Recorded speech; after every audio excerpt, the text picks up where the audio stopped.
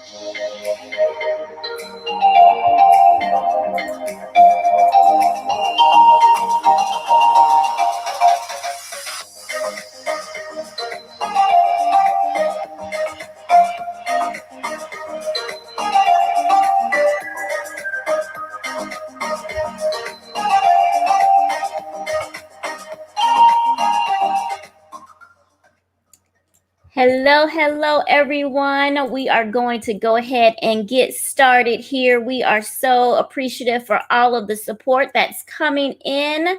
Hello. Welcome to Career Happy Hour. It is hump day, and we are halfway past the week and halfway to the weekend. And so this is why we really love Wednesday hump days. We so appreciate all that are dropping in. We see Marsha has made her way on in. Hey girl, hey, so great to hear. So great to see you here. We have Nigeria, one of our long time supporters from the very beginning, tuning in from Pensacola, sipping on some mimosa. Oh, nice. We also have in my condo, still working and sipping on some boring water. I think some of us are still sipping on the H2O. So definitely know what you're talking about. Beverly from Charleston, some mango mojito. That sounds yummy.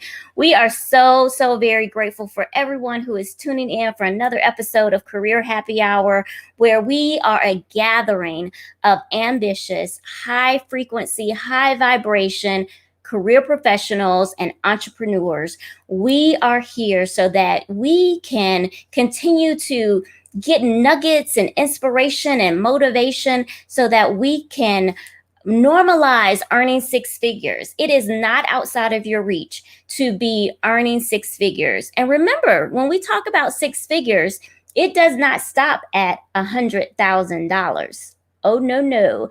Six figures goes all the way up to one digit shy of $1 million. And that's where we want all of our community to be. We want to lock hands and to see how we can make sure that we're continuing to strive and to continue to build our portfolio and our multiple streams of income. And here at Career Happy Hour, we're here to be a community to support you. So hopefully you were able to see that live that I experimented with this morning about how we are a community here at Career Happy Hour. If you need something, reach out. If you're looking for something, reach out. We want to make sure that we're here to support each other. And if you don't know me by now, I am your host, Lashina Recruitalina, your six-figure career brand coach. I am here to help make sure that you stay recruitable, visible, and profitable. And most of all, that you are rocking your oomph. We have an amazing guest co-host today. Not like we don't have amazing guest co-hosts every week, but I'm telling you, it just keeps getting better and better because of just the different industries that they're in, the different career stories and journeys that they've had. It's just truly amazing.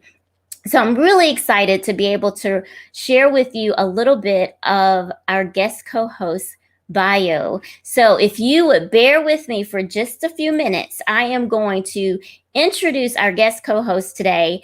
Kathy Berardi is part of a producing team which began their collaboration together while both earning their master's degree from UCLA School of Theater, Film, and Television.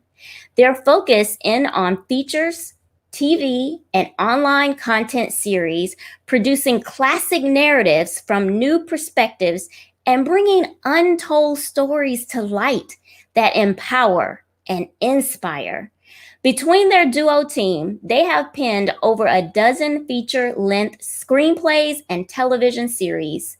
In 2019, their feature screenplay, Secrets of the South, was named as an official selection of the San Francisco International Screenwriting Competition, placing 13 out of 3,000 entries. Their team has written and produced several award winning short films, worked in development and production support for such series as ABC's Ugly Betty and Mark Platt Productions, worked the development of a documentary production featuring retired world champion Terry Norris and his mission to protect the long-term health and lives of boxers highlighted in the Ring magazine. Kathy recently became an associate producer on the new feature film Golden Arm. And I could continue on and on and on, but I must bring our guest co-host to the stage. Please welcome and put your virtual hands together for my friend, my just wonderful amazement of just essence here that we have tonight with us, Kathy Berardi. Welcome, welcome, welcome. I feel like I should be on the running down an aisle like on The Price is Right, which I have done. Come on down. You've been on The Price is Right? And I didn't include it in my bio, but twice, yes. That is absolutely not as a contestant, audience member. I was never selected. See, you're full of surprises. This is what I'm talking about. That's why I could keep reading your bio and go on and on and on, and we can share her full bio with the audience because it's really just amazing, the story and the things that you've been able to touch in your career story. And we're going to unpack that a little bit more. But before we get started, you know the tradition that we have. Do share what you're sipping on tonight or this afternoon. Well, in the spirit of The Price is Right, today I have a Red Bull. Now, guess how much this was on Amazon? No, just kidding. Always Red Bull. I'm in LA. It's only $3.40 here, so I still have to drink stimulants as opposed to going to the relaxing. Mm-hmm. But give me till 6 West Coast time, right, and I'll rejoin you. Yes. And that's why we appreciate you even more, that even though it's not technically your happy hour time, you're on West Coast hours, you're still joining us to guest co-host tonight. And I just so appreciate you. Any hour with you, Lashina, is a happy hour. So technically we're good. Always. I love it. I love that.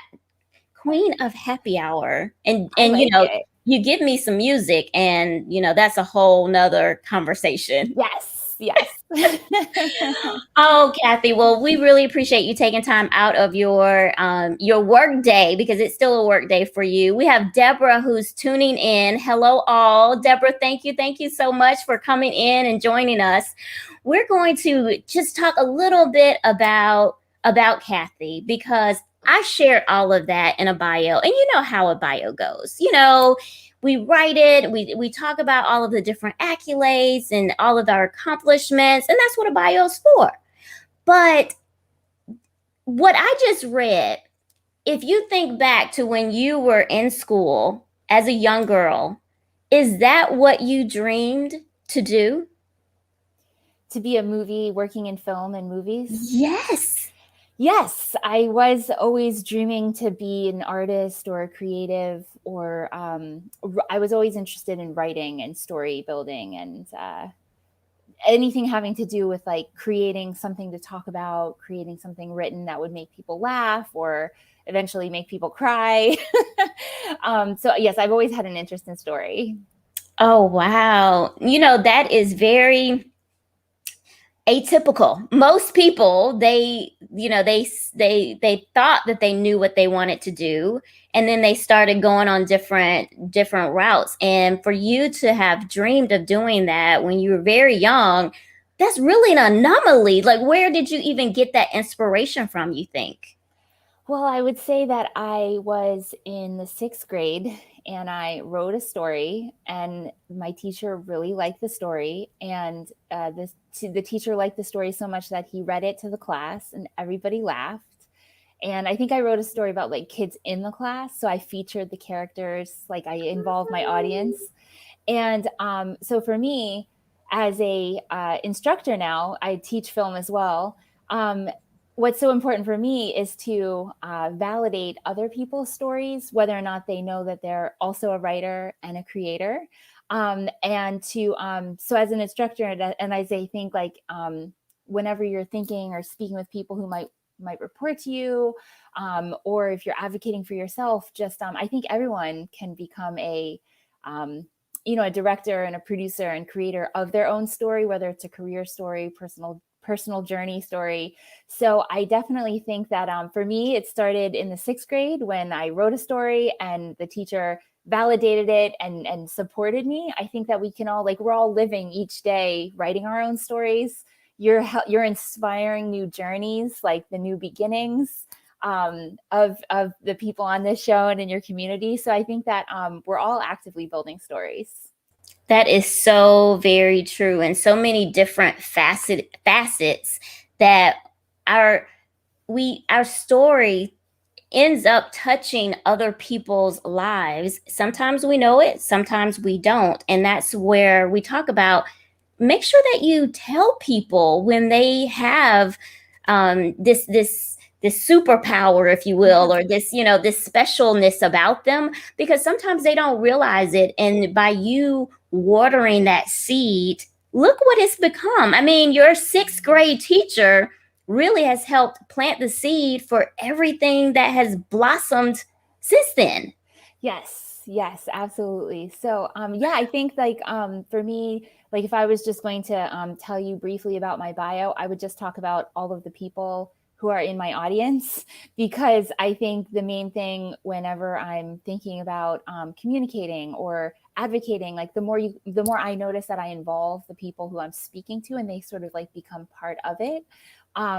So almost, if you think of it like we all rise together type thing. So it's like, even for people who might be counterproductive for temporary periods of time, they're still a part of the story. They're still a part of the audience, even if you just need a good villain.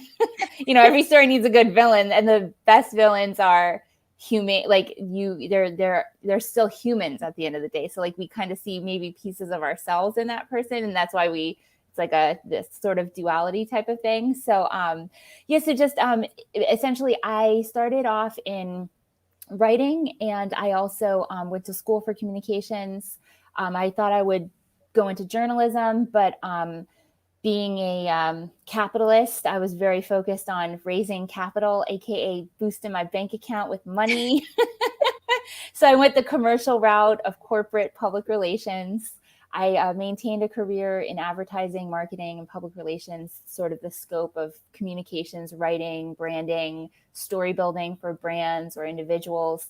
And I think I've had like a series of things that I would say where I question, is this what I really want to be doing? Do I need to change something? And I think what I've only recently become wise to knowing is that I personally don't have to shake up my entire life or change my entire career to explore something that maybe I want to further nurture, or like explore as like a career path or something like that.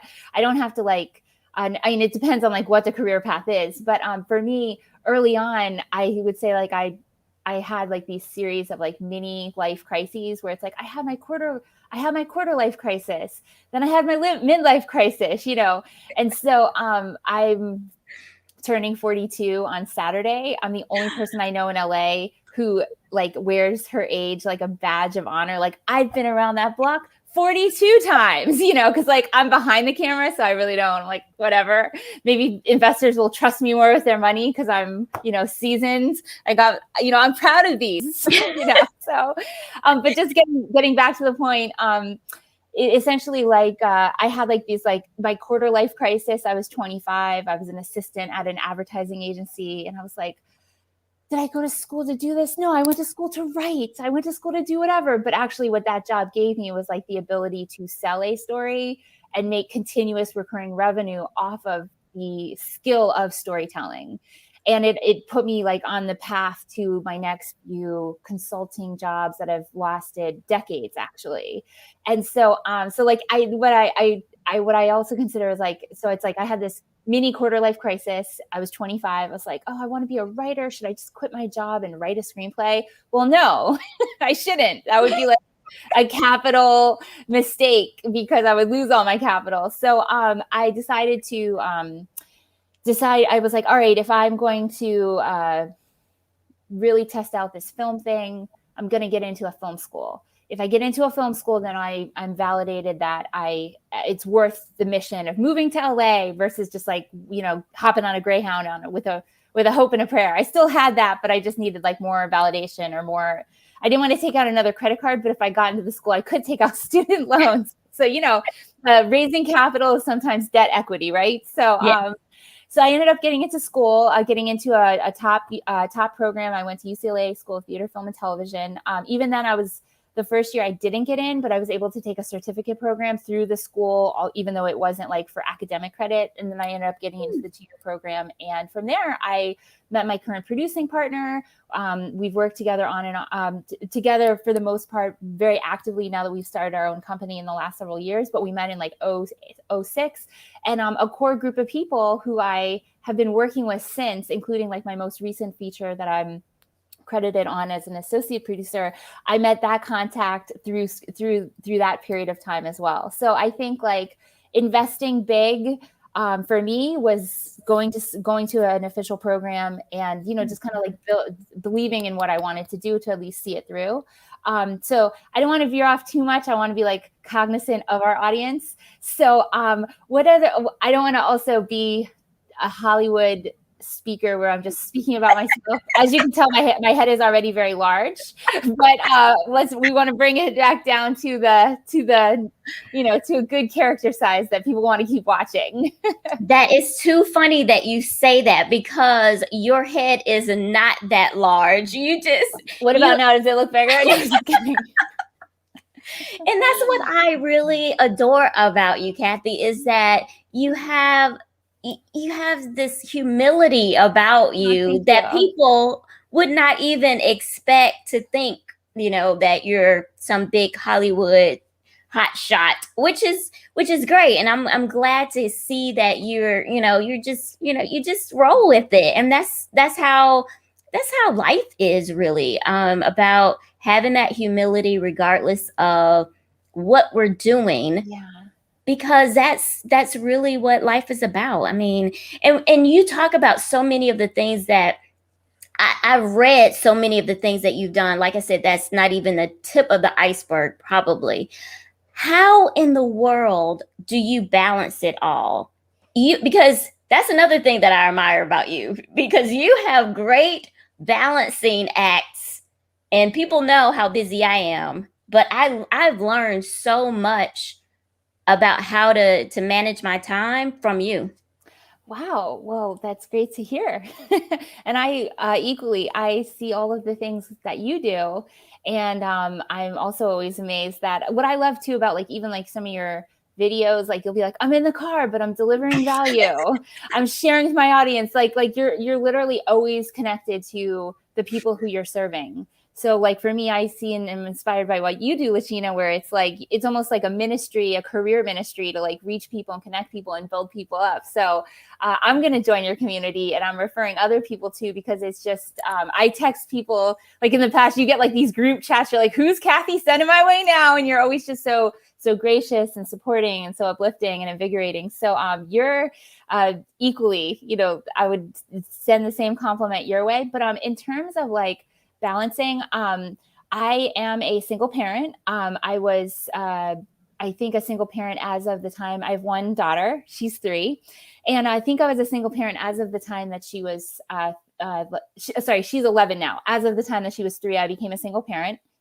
And I think for me, the fact that I have a very short amount of time to spend with her while she's a child from now until 18, it creates some airtight, very incredibly important, it's almost like this movie, this 18-year journey, not a movie, but a life journey, will change radically when she's 18 and goes to college or moves on to her next phase in life.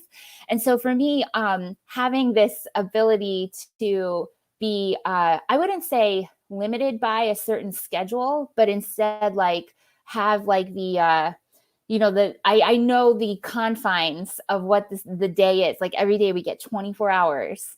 How much time is she at school? How much time am I paying for childcare after school? How much time in the evenings do I, want to schedule our time or build, make sure that there are boundaries with people who might be contacting me, or when I check my email and things like that. And so for me, I am constantly checking text messages, constantly checking emails. Like if I'm in the car briefly and I'm, my car's in park and I can safely check my phone, I'll typically do it. But I have to just like be aware to like put aside the phone, so that it's not always 24/7. So I think for me, like balance is the fact that I know I can be like available at a moment's notice if needed, but I just try to be like super conscious about like set sacred time periods. In terms of like balancing day to day or week to week, I don't really do anything like with a time tracking software. It's just a little too involved for me, but I just have like a very good gauge in terms of like, okay, did I work all day Monday and Tuesday and Wednesday where it was like, 6 a.m. until like midnight, where I took off like, chunks of hours for like lunch or time with my daughter in the evening or, a bike ride or something like that. But like from beginning to end, was it 6 a.m. to 11? Like, I try to only have like 2 or 3 days like that a week before I slightly, I'll notice myself start burning out. So I'll be like, okay, tomorrow I'm going to get off at 3. I might check emails at 8 p.m., but like I'll kind of gauge like when I can gauge when I'm close to burnout. That's one of the things that I've previously suffered from is burning out, like and what I would describe as burnout is like I get tired, my brain, like I have to like read something a few times.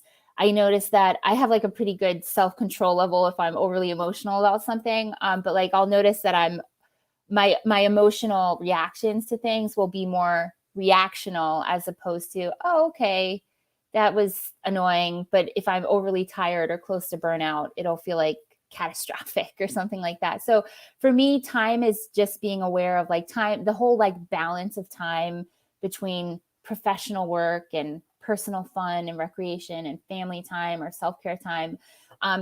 It starts with like an awareness of when it's out of balance. And then I kind of set things up with either like, okay, by Wednesday of every week, what do I need to do to regroup to make sure that by Friday I'm pretty much done. And even if I do a little work over the weekend, it's just going to be like a little bit.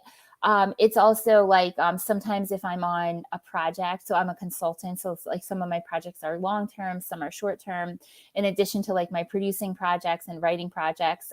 So in some cases, if things aren't going well on a certain engagement or, an interaction is taking place with an individual and I've communicated to them either expectations or what the agreements are, and I just don't see improvement and it's starting to kind of bleed into like my sacred time, or it's like if things going on in my personal life are starting to like affect my work life or vice versa, I'm just very, very aware of it. And then I sort of like put stop gaps in place to like reassess. So like sometimes I'll be totally in the weeds on deadlines or work and it just has to get done. It's like a product launch or a trade show or a movie launch.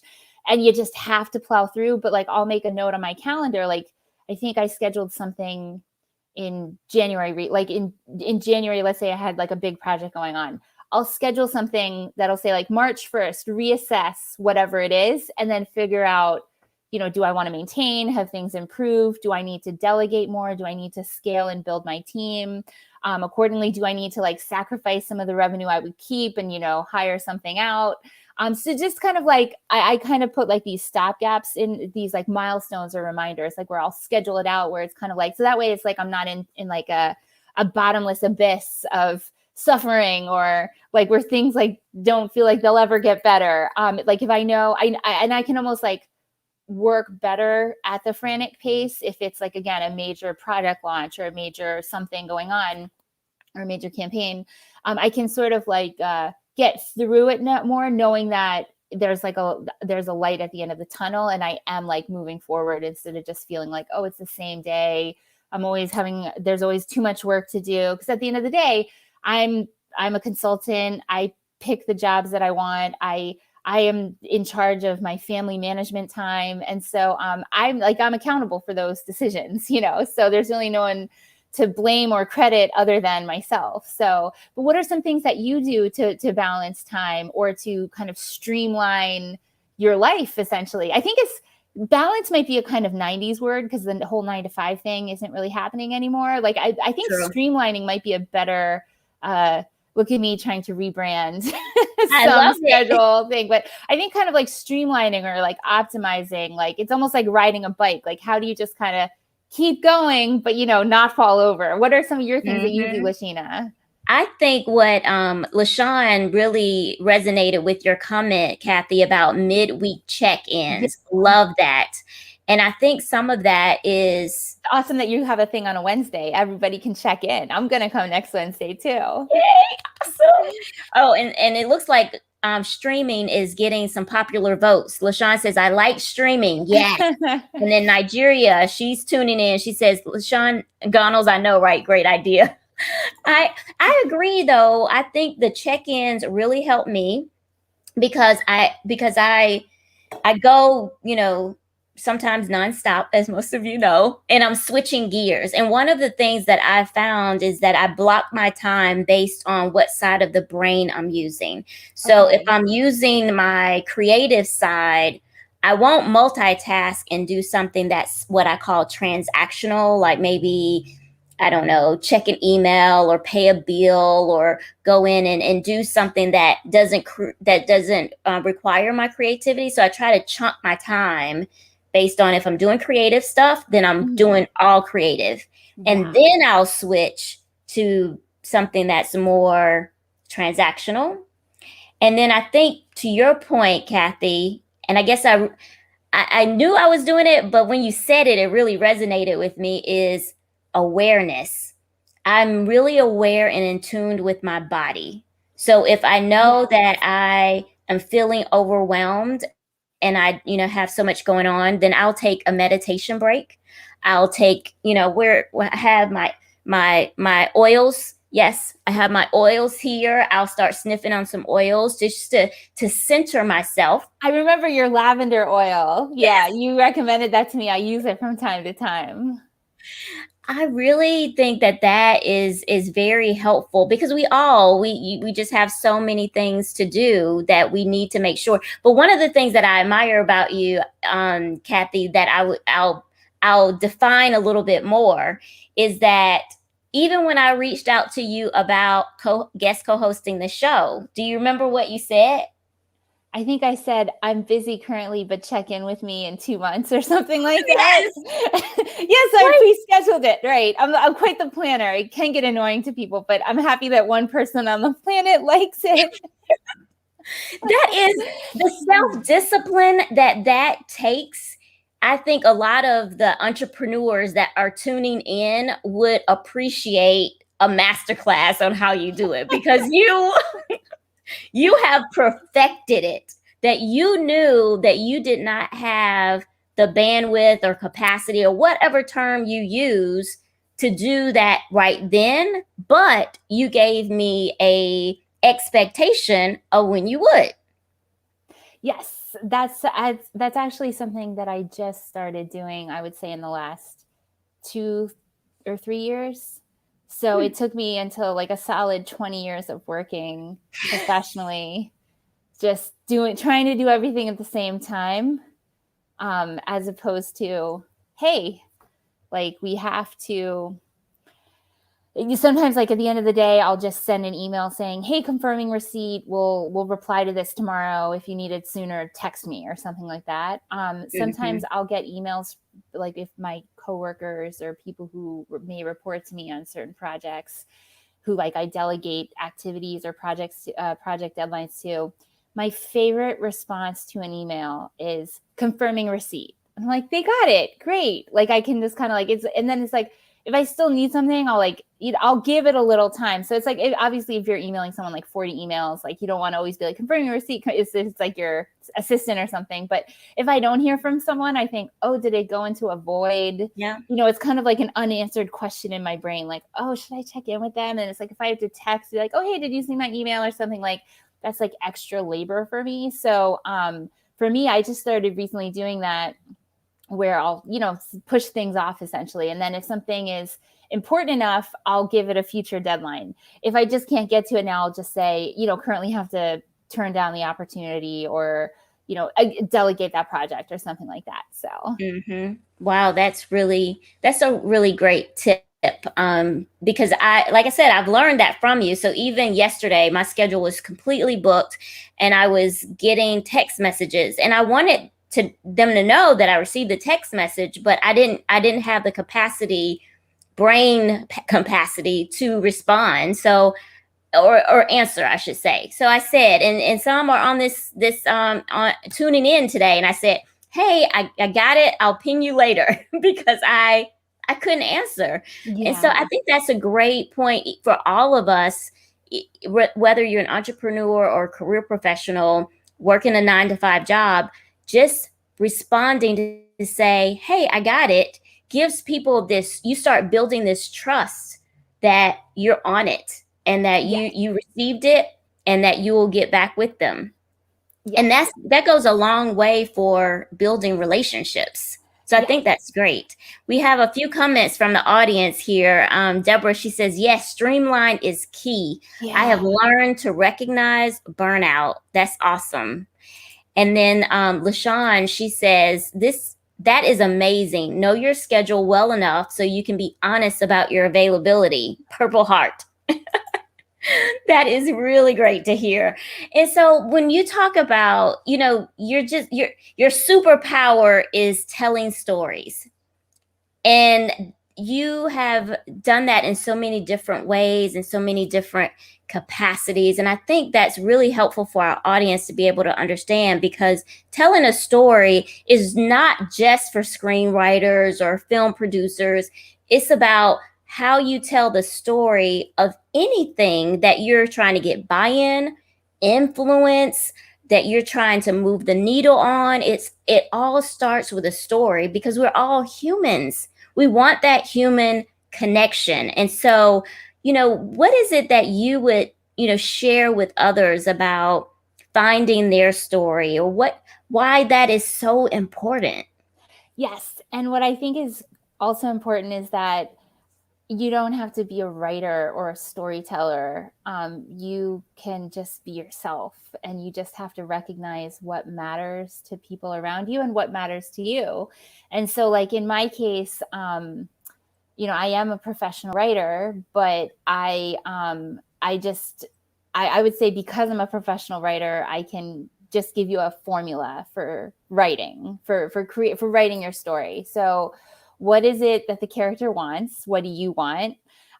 What is the character's journey? What is the character going to learn on the journey? And what will the character get at the end of the journey that is actually like the best outcome possible, but it was most likely not what the character originally anticipated wanting initially, but in the end, like whatever their issue was is resolved, or their opportunity has been seized, even though it's like something different. So in the case of, so I'll just share a little bit about my personal journey from a career perspective. I went to UCLA Film School after, so I had like these like, I mentioned earlier on in the program, like I had like these right on life schedule, like you might hear like quarter life crisis, midlife crisis. And it's not like a major complete breakdown crisis, but it's just one of those things where you're like, oh, I'm 25 and I still haven't achieved all of my life's goals. And then it's like, you're only 25. So but you still take it. That's your entire life story is 25. When you're 25, you forget that you're most likely going to live another 75 years. And so now that I'm like early 40s, I'm giving myself more time to be like, okay, I'll do that in my 60s or my 80s or my 120s or something like that. But when you're 25, like it's kind of like, I remember feeling like, oh, this is like the end of my career journey, unless if I shake things up. And so I started to be like, sometimes it takes like the end of one chapter to like begin the next chapter. So like for me, I think looking back at like my career story, I went to film school and there was a writer's strike. And we couldn't, and like you couldn't come out of school during that period of time and write professionally in Hollywood because there was a writer's strike for like several months. So that was like very disheartening. In 2008, I had been working at an intern assistant level on the show Ugly Betty, and I was married at the time. I'm now divorced. And I was thinking about, should I move back to Atlanta? I was going to UCLA and had just graduated. Should I go back to Atlanta and, kind of like try to get freelance type film, et cetera, work, or should I work full-time in entertainment? And at that time, it would have been like a huge pay cut for me to give up all of my consulting and when I was getting my graduate degree and go straight into like production assistant, writer's assistant, and like try to take that trail, if you will. So I actually let go of the Hollywood thing for a little while and went back to consulting full time, trying to grow like a film business and try to grow film projects. But then right around the same time in 2008, the economy tanked. It was like the housing crisis. I also started a family. I have, as I mentioned before, one daughter. So I was like pregnant at the time. And I was just living like, doing whatever projects. I think I actually went back to waiting tables for a brief moment in time, like a few months. So it's like, here I went to film school. I went to the Ugly Betty wrap party in 2008. And then within 6 months, I'm waiting tables. I'm actually pregnant at the time, doing consulting work too, just kind of like doing whatever I could. And there's like a major housing crisis. So that was very, very disheartening. Things kind of improved economically. And then like several years later, I had like a personal life change that, felt like a setback, but in retrospect, it was just part of like life's growth and journeys. I was divorced. So that was like another setback. I decided to sort of like let go of film related content. And I tried to focus on video marketing. I had an investor backed video marketing agency called Red Clip Video. And I think we were in business for about 4 years. We were never in the red, but we were never extremely, I'm not a CPA, but I think it's called like if you're profitable, is that in the black? Maybe there's a CPA person on who can, but we were never like extremely like profitable. So after several years that we also just transitioned that business to become like a department in a larger marketing agency. Mm-hmm. And so I came, and I think Golden Arm, which is the new feature that's out as of April 30th, that project came on and I started to kind of get like more interested again in like film projects, even though they were like a longer tail revenue opportunity. So it's like, if I start a film project today, I'll probably get the back end cut in 8 years and maybe I'll sell it and make the profit within 4 years. So it's like these very like long tail risky investments, which is like, if you don't have a trust fund or an agency backed collective or something, it's a bit risky. So how I've structured my business now is like, I do a lot of story consulting for thought leaders and companies and brands. And then in addition to that, I have like a parallel business and I like to say parallel business instead of like side hustle or moonlighting, because it's a parallel business, So essentially like I had this like story where it's kind of like if you think about a movie, because again, I'm just a total commercial capitalist. I'm all about the movies, and I don't make movies to make money. Quoting Disney, I make money to make more movies. Right. So essentially just in summary and like kind of like wrapping it up here is so like I had this story going and it's like it's only at the end of the movie, or it's like only the end of that chapter when you look back and you're like, oh, that was really useful. Like right now I'm producing a podcast series, and everything that I learned during Red Clip Video doing like the corporate interviews is now coming back into play. So it's like what I picked up on in 2013 when I was working in that business, or the entrepreneurial lessons I learned from that business have now helped, now that I'm dealing with like higher stakes projects in my current company, Upward Media Partners. And so just kind of like in summary, so for me, it was kind of like, what is my story? What matters to me? What matters in the moment? And is this my ending, or am I going to keep going? So it's like in like an actual movie, like I don't want to like ruin movies for everybody for like the rest of their lives, as movies have been changed for me forever because I've like know the formula. But it's kind of like halfway through, it's like you go from being reactive to proactive as like a character, like the protagonist, and then halfway through, like shortly after halfway through the movie, it seems like all is lost. And then by the end of the movie, it's like either it's a tragedy and it's sad, or it's a happy ending. And in the happy ending, it's kind of like the character might not have gotten what they wanted, but they got what they need. So like currently, so like I originally would like, you know, when I was 25, I was married. Maybe I envisioned myself driving off into the sunset on Route 66 with like, you know, my Prince Charming. But instead, I flew from, you know, I flew to LA, and I live here now permanently with the family love of my life, like my present moment. So like, I think the other thing too is like, I'm learning in like as of the last few years to just kind of be like, when I was 25 and I was having like that quarter life crisis, when I was like in my early 30s and had like my 30s crisis, it's kind of, and by crisis again, I just mean like that moment where you're like, am I in the right job? Am I in the right relationship? What am I doing? You know, where you like, you kind of feel like not all is lost, but like things kind of are shifting. And you're just like, and it's kind of like, it's natural when things are shifting to like feel freaked out or worried, or like, did I make a mistake previously? So I think for me, it's just important to like continue to see like, okay, like this story isn't over yet. It's just another chapter. And sometimes things have to end for like, you know, a new story to begin. So I think like creating a story, it's kind of like, what's the story of this interview? What's the story of the meeting? What's the story of like your interview questions? Like the story you're going to tell about someone. So for me, I think the story is like the beginning, the middle, and the end, and keeping your audience engaged the entire way through.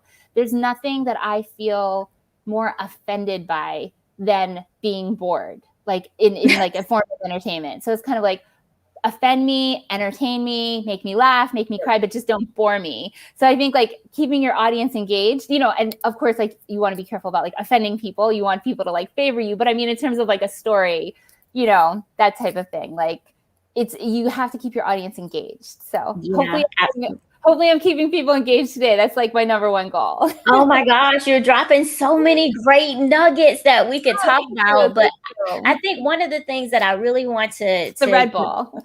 Yes, it's the Red Bull. Giving me wings. to develop on is that about new beginnings, because you have such an amazing way of thinking about new beginnings as it relates to graduation ceremonies that I've never even thought about.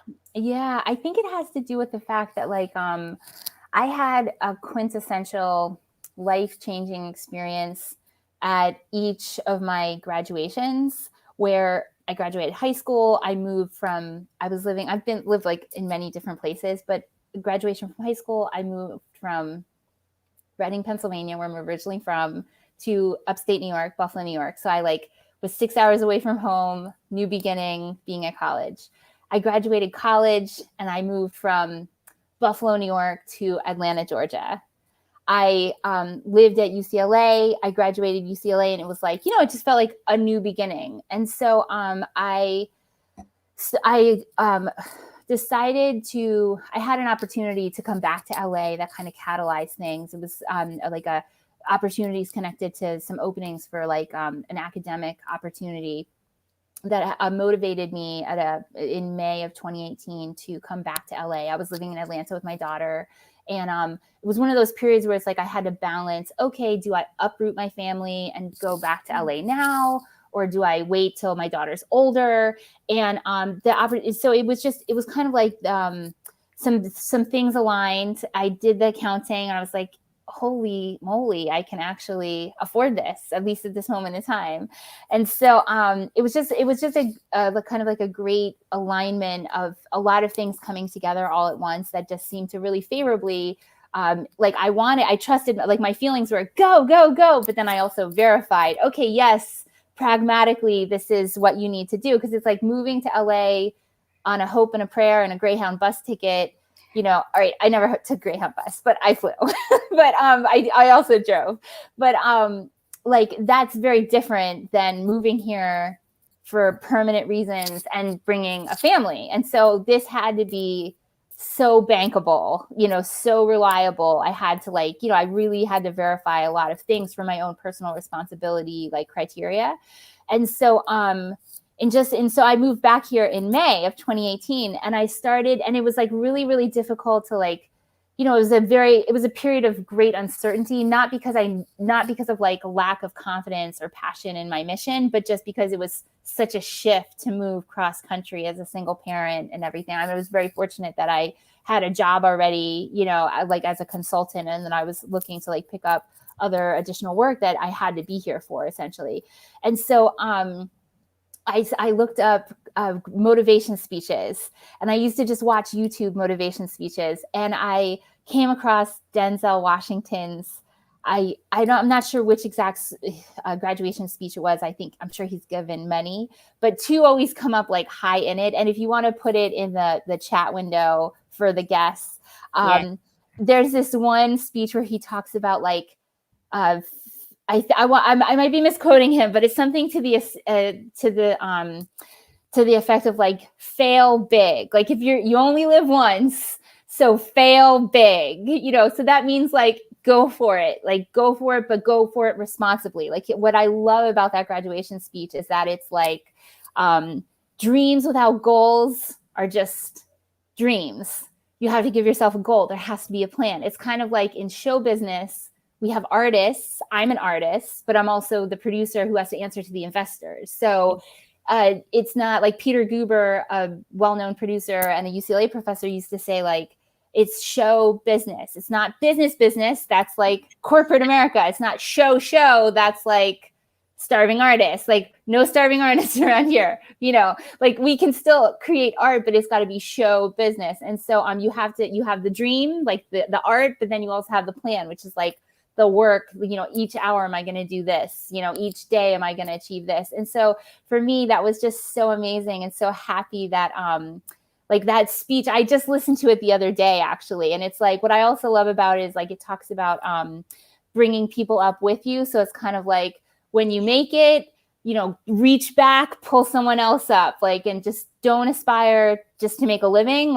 Anybody can do that, but it make a difference. Even if it's only a difference in your own life by living that way, I feel you make a difference. Like you said, I mean, Lashina, how many times have you heard how you've affected someone and you just never knew it? Or later in time, do you have a story that I'm sure there's a story you could share where someone's come back to you and they're did you know in 2005 when you hired me for that job, now I'm the VP of sales, and you just hired them as a customer salesperson, what's a story you can share about reaching back and pulling someone up? It's you just never know when some act that you have is going to affect someone else's story. Do you have something to jump in to share with? I do. I remember that happening more often than not. And I'm so grateful when they do that, because I literally was just doing me. I was just doing who I am authentically. And they come back and they say how life-changing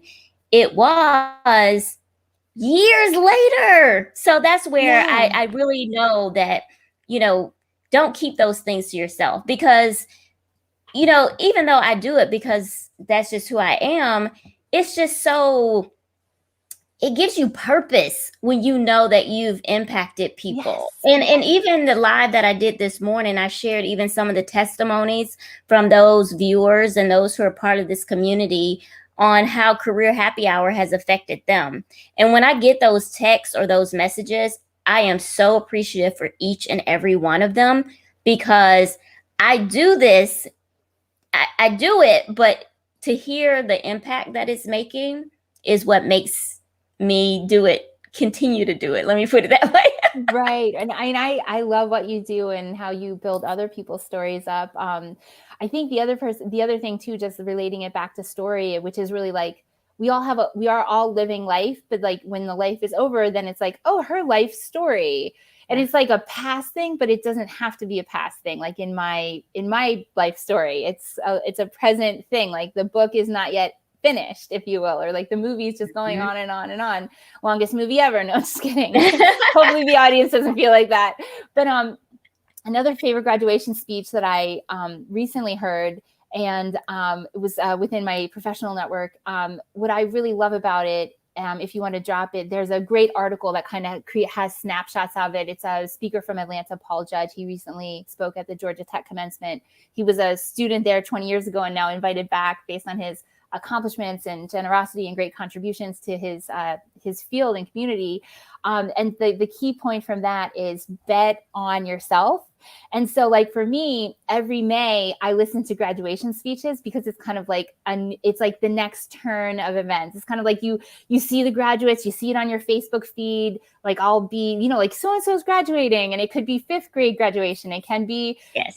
Like I have that coming up. Yeah. Like for my daughter, and like, it could be high school graduation. It's like I bike in my neighborhood and I'll see like, signs like so-and-so graduating class of such and such, or you're like, and you're just reminded like, oh, graduation. Like, and I think for some people, maybe for some people who I know personally, it can feel like it was a long way ago. Like it was a way far back, like, oh, and now I'm 50 and I graduated. Those were the good old days. That was like when anything was possible, but really like every May or anytime really, like anything can be possible. Like you can always graduate up to the next level. But what I loved about Paul Judge's speech is like his final thing, that mantra, like bet on yourself. Because at the end of the day, like when I made this major life change to come back to LA, at the end of the day, like there were so many risks, and there were a lot of, very good people in my community or universe, pro and con, being like, what about this? And what about that? And what about this? And I was just kind of like, beyond being like, hey, I'm a grown up with a bank account and I'm responsible as evidenced by my life, like beyond just like, I know people were like looking out for me, but at the same time, it's kind of like, I knew that I had, and like, at the end of the day, the thing that sealed the deal without sounding cocky or arrogant is that I knew I could bet on myself. And so if I bet on myself, then I was accountable to be accountable, if you will. Like I was in the driver's seat. No one was driving that car but me. I didn't fly the plane, but I bought the ticket to be on the plane, And so and so just in a final wrapping up, like for me personally, the times where I felt like the epitome of suffering or just hopeless was when I didn't feel in control. And so for me, like feeling in control doesn't mean I have to be in control. It just realizes what I'm in control of and what I need to let go, such as like boundaries and like, balance. Like balance and boundaries both start with B. People might think I'm sometimes the B word because I have boundaries, because I like balance. But every time I don't have a boundary and it pushes me out of balance, guess what? I'm the one who suffers. My family suffers. My sacred time suffers. My revenue suffers. So it's kind of like that warning system, where it's kind of like boundaries, balance, and, I'm trying to think of it for the cadence, another good B word. That is powerful. That is so bet on yourself. That could be the third one. Yeah, there you go. That's the other B. Hollywood steal. So quote Paul Judge, but know that it's my favorite quote. We have Kim that's tuning in. She says, totally agree. So you have definitely touched her heart. Oh, great. So glad to hear. Time flies when we're at Career Happy Hour. It does. I feel like I've had a few drinks, but it's just been Red Bull. We are almost at the very end. But before we wrap up tonight's episode, do tell us about your screenwriting class and also your upcoming movie. And we want to you are giving away a free giveaway. Yes. That's backwards. You know what I'm saying? You're giving away something special. So please tell the audience about all of those 3 things. Okay. Well, in the great tradition of story, it's a circle. We start at the end, and we start, and the ending is actually very close to the start. It's just one big circle. So we started the show talking about The Price is Right, and so you can come on down to try to win this giveaway, which is a $25 gift card, an Amazon gift card. And I think that karma is a very powerful thing. So we're working on the honor code here. You don't have to send us any receipts or documentation of what you bought with the gift card. But the winner of the $25 gift card has to invest in something that will personally, professionally motivate them or develop them or uplift them. So that could be like, you know, if you have like these are my Zoom earrings. Like these earrings seem to look like really good on Zoom. So it could be like something that you wear. It could be like a piece of art that inspires you, or like a power statement. It could be a Kindle book. It could be anything off Amazon that connects to something that's part of your character story that you know will motivate you, ignite you, remind you something important. So it could be, you know, those are just some ideas. So that's what I'm giving away today, Lashina.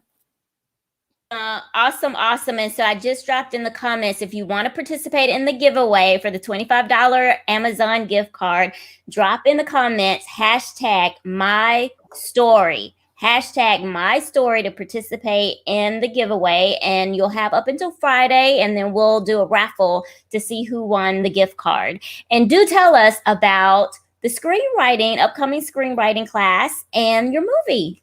Perfect. Thank you so much, Lashina. So just briefly wrapping up, I teach online, so anyone in the world can sign up for these classes. It's through the Atlanta Film Society, but it's an online thing. So it's kind of like if you were to take an online course at UCLA, you don't have to be at UCLA to take that class. So it's an online course. It's 1 month in June. I have an upcoming screenwriting class in June where people who just want to learn about screenwriting or learn how movies are written, even if they don't want to be a screenwriter. There's a link. It's atlantafilmsociety.org /Kathy. You'll see my bio. And then if you scroll down, you'll see all my new classes. And then in July, I also have a short film class where it's, again, a 4-week class. And you learn how to make a short film, and you learn about like directing and producing, and you network and meet other people. And then just 2 other things in wrapping up and thank you for, experiencing the promotions, the promotional part of this message. I have a film company called upwardmediapartners.com. We have a new podcast dropping next week called Color Lines.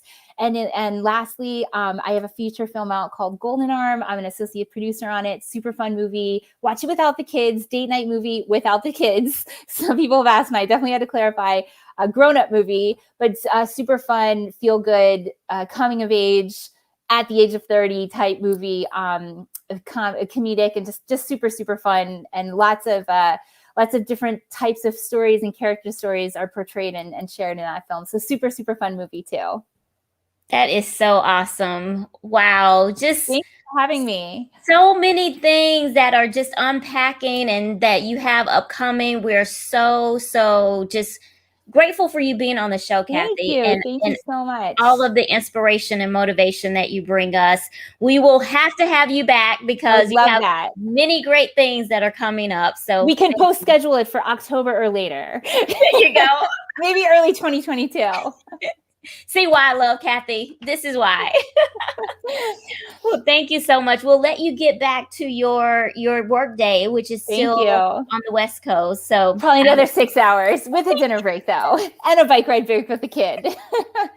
Well, all of the links are in the chat for you all, for you to be able to tune in to some of the things that Kathy has going on. Is so amazing. If you were ever interested in screenwriting before, you see, she would definitely give you just some really great things to be able to learn and to be able to take forward. And so grateful for each and every one of you who tuned in tonight, but who also continue to tune in every week and to be able to share your thoughts, your comments, how you are really being able to benefit from the guest co-hosts that we have. And we're so appreciative for Kathy and all of the things that she's doing. And I've learned so much from Kathy, but even more so in this episode I'll tell you, I'll never look at graduation ceremony speeches the same again. I have really learned something there because I love new beginnings. And that's one of those things. So thank you for all of those who have tuned in for another episode of Career Happy Hour. Please make sure that you are sharing with your network. please let them know about Career Happy Hour. Have them come join us. Come have them sign up on the website at careerhappyhour.com, and then they can join either the Facebook group to really be able to have that engagement with some of those that are in the group, so that we can be a village, that we can help each other and serve each other and pour into each other. So I am your co-host, your host here at Career Happy Hour, Lashina Recruitalina. I am absolutely obsessed with your success. I am your six-figure career brand coach, helping you rock your oomph so that you can stay recruitable, visible, and profitable. Till next week, we will have an amazing rest of the week, and we will look forward to seeing you next week. All right, you take care and make it a most amazing rest of the night.